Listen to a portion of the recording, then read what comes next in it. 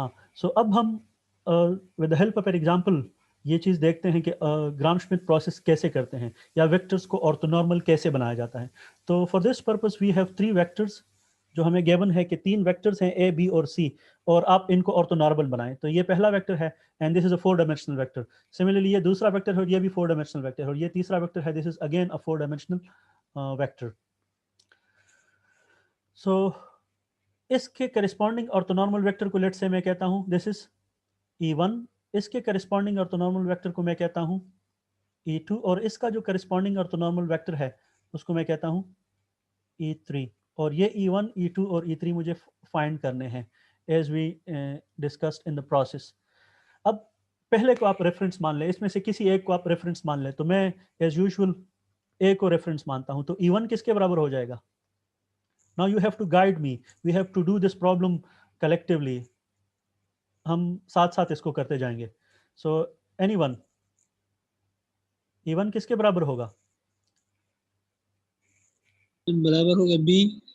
Ji, vector a, vector a को मैं अपना रेफरेंस ले रहा हूं। So a divided by a magnitude, a divided by a. Magnitude हाँ, सो ए का मैग्नीट्यूड क्या है? What is the magnitude of a? A norm is actually, 5 a norm इसके बराबर 5 होगा सर। ए। 5 चले मैं इसको जनरली कर लेता हूँ, आल दो के इट्स क्लियर कि ये 5 है। लेकिन अगर ये किसी केस में आपको इस तरह से क्लियर नजर ना आ रहा हो कि 5 है या जो भी है, तो आपको ये जनरल प्रोसेस पता होना चाहिए। तो ए का नाम फाइंड करने के लिए मैं ये चीज कर लूंगा। This is how we find norm with the help of matrices. और रिमेंबर कि ये जो मेरे वेक्टर्स हैं इनके सारे कंपोनेंट्स रियल हैं। अगर ये कम्प्लेक्स होते तो यहाँ पर मैं सब, ये जो पहला ये वाला जो रो है, इस सब एंट्रीज का मैं कम्प्लेक्स कंजुगेट ले लेता। सो this is actually A square. Square हो जाए, ए स्क्वायर हो जाएगा सर। तो यहाँ से क्या बनेगा? 0 multiplied by 0, 0, 0 multiplied by 0, 0, 5 multiplied by 5, 25, और उसके बाद भी 0 आ रहा है। अब इसका स्क्वायर खत्म करने के लिए आप क्या करोगे? स्क्वायर रूट ले लें। सो this is a perfect square and इसका स्क्वायर रूट 5 आ जाएगा। तो यहाँ पर ये हो जाएगा आपका कि ये जो वेक्टर है ए, रिमेंबर इस वेक्टर को मैं लिखता हूँ कॉलम फॉर्म में। मैं अपने सारे कैलकुलेशन मैट्रिसेस में करना चाहता हूँ।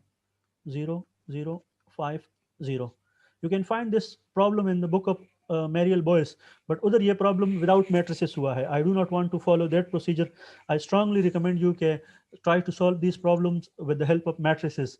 ये आपका जनरल मेथड है और ये आपको ज़्यादा हेल्प करेगा। सिमिलरली इसका करस्पॉन्डिंग मैट्रिक्स फॉर्म क्या होगा? दिस इज 2, पहला कंपोनेंट 2 है ना? Yes sir. और इसका मैट्रिक्स फॉर्म क्या होगा?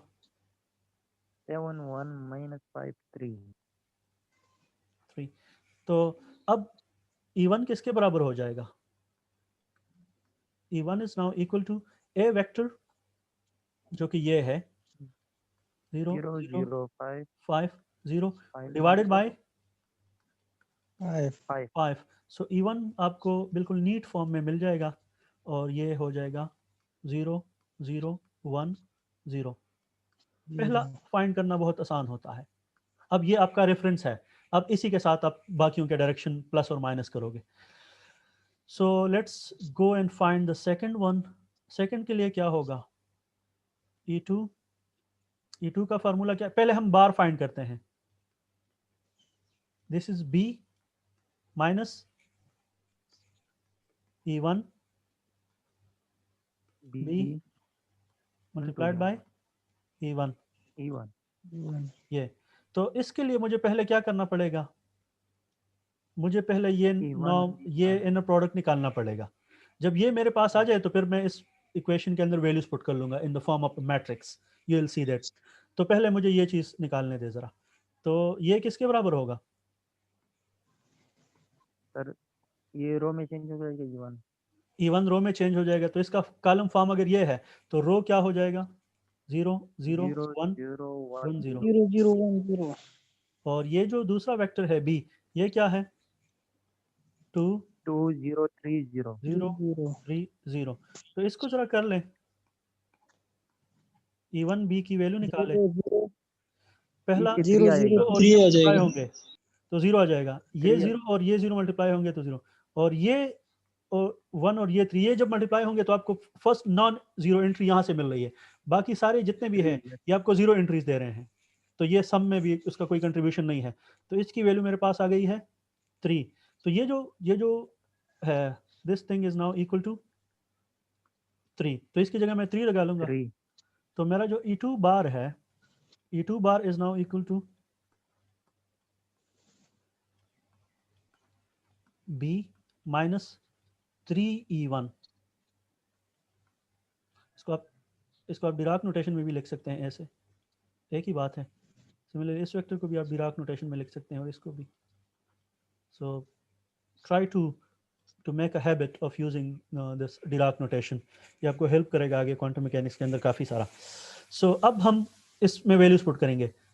B की वैल्यू पुट करेंगे in the form of this column, और E1 की वैल्यू पुट करेंगे in the form of this column, ठीक है। और साथ 3 के साथ मल्टीप्लाई भी करेंगे, और फिर जो भी चीज़ आएगी उसमें से सब्ट्रैक्शन भी करेंगे। तो let me do this here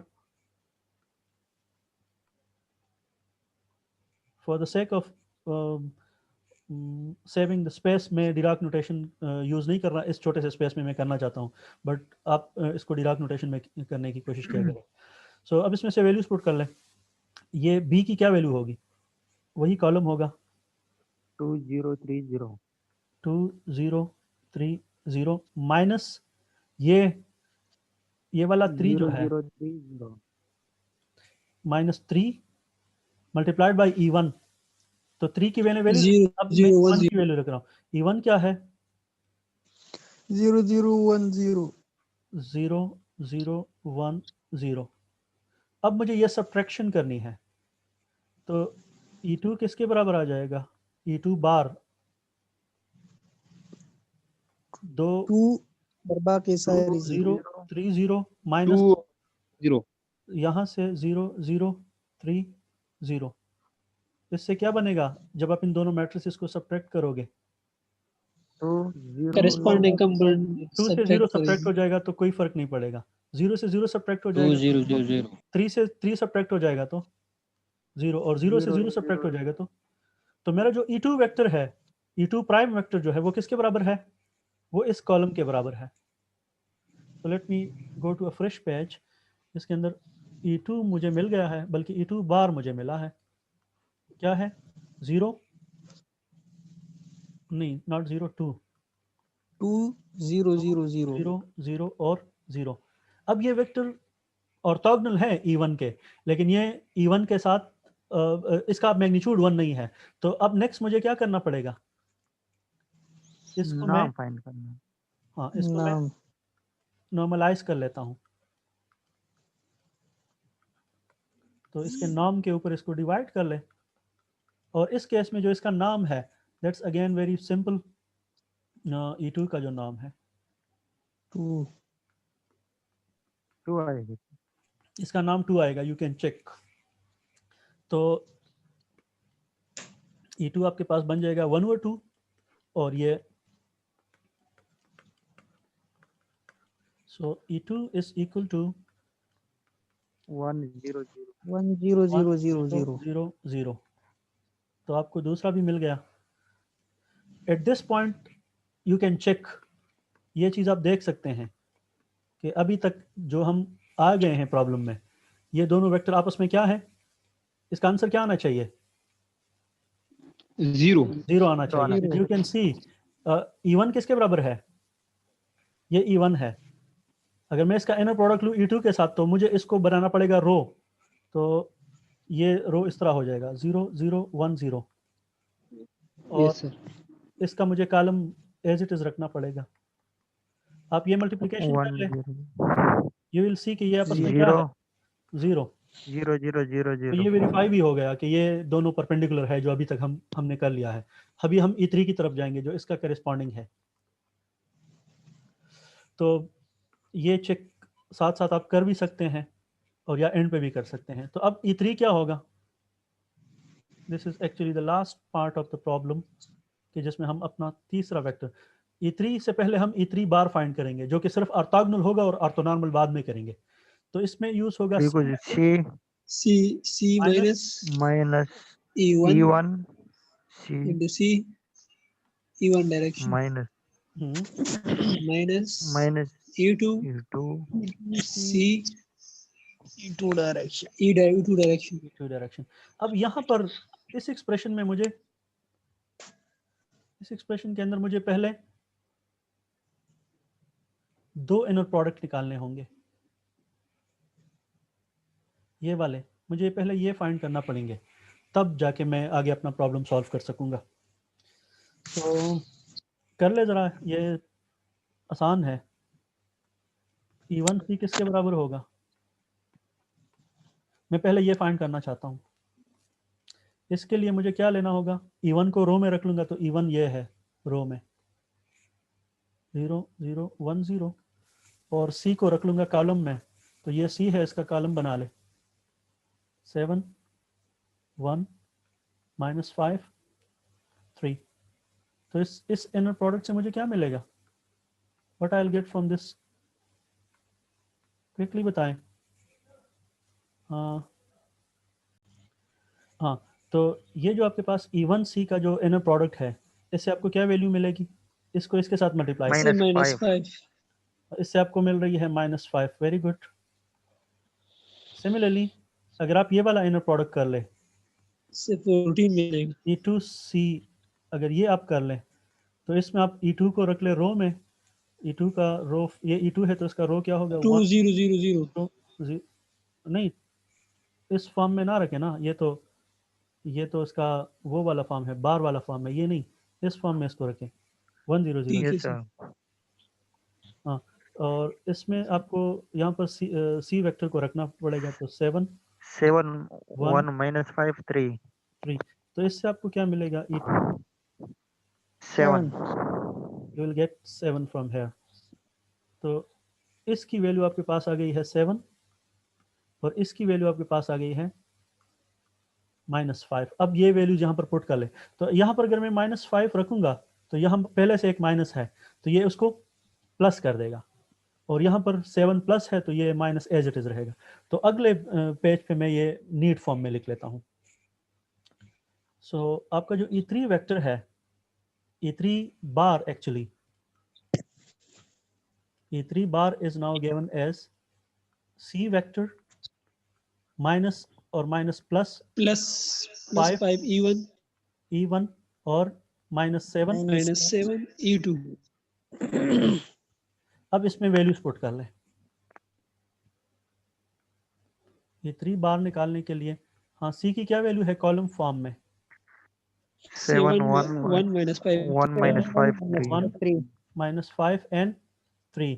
अगले पेज 3 से आपने ये, और 5 E1 की क्या वैल्यू है, 0 1 0 1 0 और E2 की क्या वैल्यू है, minus 7 1 0 0 E2 की C2 नहीं, C नहीं, E2 1 1 0 0 0 0 1 0 0 0। ये अब इन तीन वेक्टर्स को आपने आपस में सब्ट्रैक्ट करना होगा, पहले ये मल्टीप्लिकेशन कर ले, this is actually scalar linear combination, ठीक है, ये लीनियर कम्बिनेशन है। 1 -5 3 माइनस ये वाला वेक्टर क्या बनेगा 0 0 0 5, 0 5 0 और ये प्लस है, माइनस प्लस है सर। ये क्या बनेगा 1 0 7 7 0 0 0।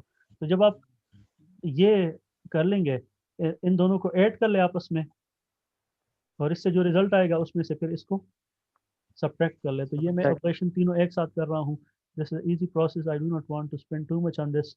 तो इससे सिंपली आपके पास जो फाइनल रिजल्ट बनेगा that will be equal to, हाँ एनीवन, 0 0 फिर 0 फिर 1 1 1 फिर 1 0 0 3 3। अब आपको E3 बार मिल गया है, तो ये E3 बार क्या है, this is orthogonal to both orthogonal E1 and and E2 ये E1 और E2 के ऑर्थोगोनल है, बट ये अब खुद से नॉर्मलाइज नहीं है, तो इसकी नॉर्मलाइजेशन कर लेते हैं। तो E3 आपका फाइनली किसके बराबर होगा, यही vector, 3 prime divided by 3 magnitude yes,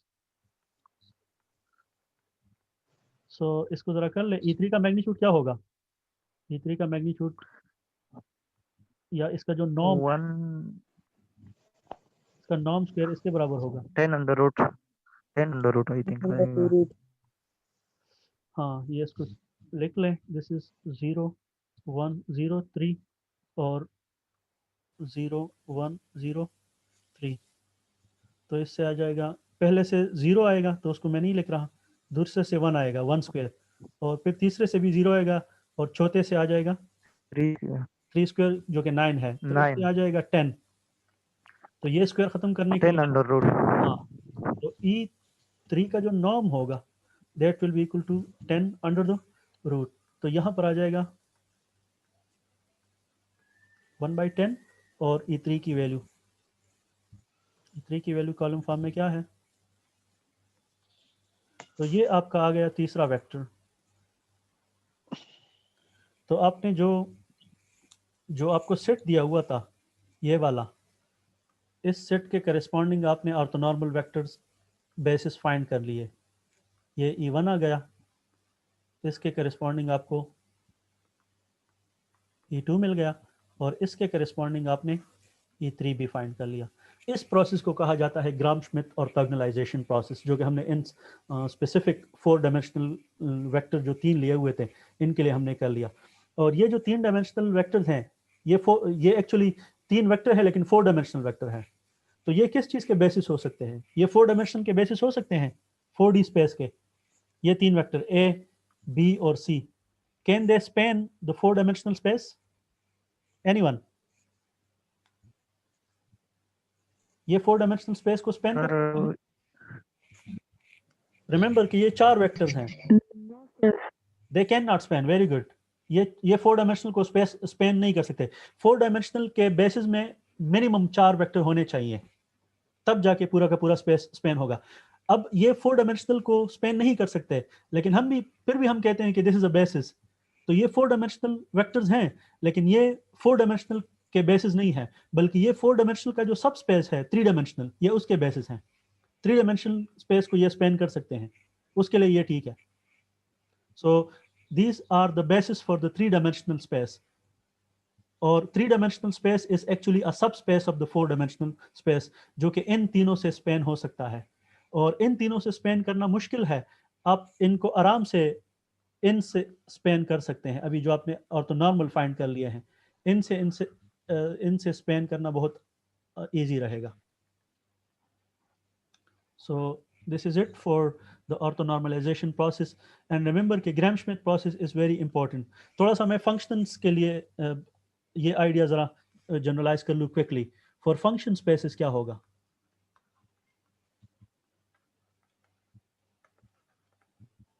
suppose मैं आपको एक सेट दे रहा हूँ जो कि लेट से ये है, इसके अंदर 4 फंक्शंस हैं, x, x स्क्वायर और x3, और आपको मैं कह रहा हूँ कि इसका करिस्पॉन्डिंग ऑर्थोनॉर्मल बेसिस बना। ये ऑर्थोनॉर्मल नहीं है, ये एक बेसिस सेट है, पॉलिनोमियल का स्टैंडर्ड बेसिस है ये, लेकिन ये ऑर्थोनॉर्मल सपोज नहीं है। तो आपको अगर कहा जा रहा है कि इसको ऑर्थोनॉर्मल बनाओ, तो वो प्रोसेस आप कैसे करते हैं? This is like your A, this is just like B, this is just like C and this is like D.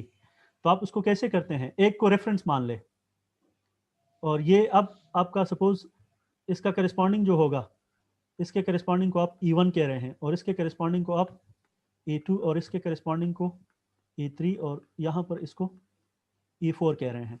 तो पहले को आप रेफरेंस मान ले, तो E1 आपका ये होगा A divided by A norm. अब A नॉर्म इस केस में क्या होगा? रिमेंबर कि दिस इज अ फंक्शन, तो फंक्शन के लिए नॉर्म कैसे रखते हैं? 1 into 1।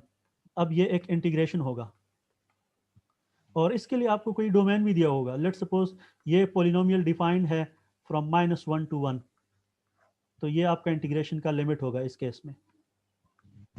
ये कुछ भी हो सकता है, ये लिमिट आपको गिवन होंगे पॉलिनोमियल्स के लिए कि आपके पॉलिनोमियल किस रेंज में डिफाइंड है। लेट सपोज यहाँ पर आपको ये रेंज दिया हुआ है -1 to 1 या 0 to 1 या जो भी हो, तो इसकी नॉर्मलाइजेशन ये होगी कि आप इसका इंटीग्रल ले लें और उसको विद इन दिस लिमिट कर ले, ये एक्चुअली नॉर्म स्क्वायर होगा।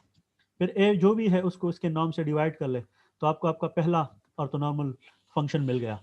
दूसरे को फाइंड करने के लिए यही प्रोसीजर होगा। दूसरे का प्रोसीजर क्या होगा? सपोज आप E2 फाइंड कर रहे हैं तो E2 में ये वाला फंक्शन यूज होगा, ठीक है। दिस इज सपोज B नाम है इसका, सो B minus E1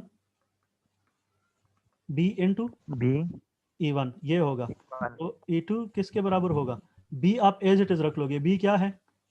X minus C no, C की जरूरत ही नहीं है। अगर आप E2 फाइंड कर रहे हैं तो देखें E2 में वो यूज होंगे जो पहले E1 तक यूज होंगे, और E3 में ये वाले यूज होंगे। E3 के लिए E1 और E2 यूज होंगे, और E4 के कैलकुलेशन के लिए ये तीनों यूज होंगे। तो जो आप यूज करते हैं इस फार्मूले के अंदर, वो आप फ्यूचर वाले नहीं यूज करते जो आपने अभी किए नहीं है। आप वो यूज करते हैं जो आपने Yes, नॉर्मलाइज sir. कर लिए हैं, वही यूज होंगे। तो देख ले इसके एक्सप्रेशन में ये E2 का एक्सप्रेशन है। E2 के एक्सप्रेशन में आपको E2 से कम चीजें मिलेंगी। E1 E3 के एक्सप्रेशन में आपको E2 और E1 मिलेंगे। तो ये यहाँ पर x है माइनस ये चीज क्या हो जाएगी? E1 into B. E1 क्या है? जो यहाँ से आंसर आ गया होगा, जो भी चीज होगी यहाँ पर, वो आप यहाँ पर रख लोगे। लेट्स सपोज इससे आता है यहाँ पर 2 आएगा। 2 आएगा लेट्स से, तो यहाँ पर इसको 2 रख ले और इसको रख ले b इज एक्चुअली x, और फिर वो 2 जो है वो यहाँ पर भी आ जाएगा। लेट्स सपोज ये 2 है। आप इसको यहाँ से कंफर्म कर ले कि 2 है या स्क्वायर रूट 2 है। सो ये आप इंटीग्रेशन करोगे ये वाला, और ये इस तरह का इंटीग्रेशन है -1 to 1 ये चीज -1 to 1 2 multiplied by x dx। Remember अगर ये कम्प्लेक्स फंक्शन होते तो ये वाला मुझे जो यहाँ पर लिखता मैं उसका कम्प्लेक्स कंजुगेट लेता। लेट सपोज ये E1 2 आयोटा होता तो फिर मैं ये चीज़ करता। Yes, स्टेरिक लेते हैं। स्टेरिक लेता, लेकिन ये अब चूंकि रियल है तो मुझे नहीं इसकी ज़रूरत, बट इन जनरल आपको ये भी करना पड़ता है। तो इससे जो भी वैल्यू आएगी वो आप यहाँ पर रखते हैं। Similarly you can go on for E3। E3 में क्या होगा? E3 में आपका होगा C वाला, जिसको आपने C कहा हुआ है, वही फार्मूला है C minus E1 C E1 C E1 E1 minus minus C E2 C E2 C C E2। E2। अब आपको दो इनर प्रोडक्ट निकालने होंगे, और ये फंक्शन स्पेसेस के इनर प्रोडक्ट हैं। तो आपको इसकी वैल्यू निकालनी होगी, इसकी पे पुट करके इसको पूरा सिंप्लीफाई करना पड़ेगा। तो you will get this in the form of बार। फिर आप नॉर्मलाइज कर लें, यहाँ से जो चीज़ मिलेगी this will be with bar. Normalization इसके बाद होगी। So this is for function spaces. ये आइडिया आप खुद एक्सटेंड कर लें, and in your next problem set this will be your homework. ये इस प्रॉब्लम को आपको कंप्लीट करना होगा। ये मैंने उसके लिए हिंट्स लिख लिए हैं थोड़े से, take this just as a hints. और ये आपके प्रॉब्लम सेट 9 का आपको एडवांस में मैं एक प्रॉब्लम दे रहा हूँ। Take this as your integration limit, और इन चारों को, बल्कि थोड़ा सा मैं प्रॉब्लम को आसान कर देता हूँ। Just do this for only these 3। वही चीज़ है, आपको बार बार मैं नहीं करता कि ये चीज़ ज़्यादा लेंथी हो जाए, तो सिर्फ इन 3 के लिए कर ले तो दैट्स इनफ, जिस तरह हमने इन वेक्टर्स के लिए कर लिया। So I am done from my side. If you have any question you can ask. Still have 5 or 6 minutes in this meeting. No questions, sir. If you do not have any question, then I'll quit this meeting. So thank you very much for your time. No, Okay, sir. sir. Thank you. Thank you.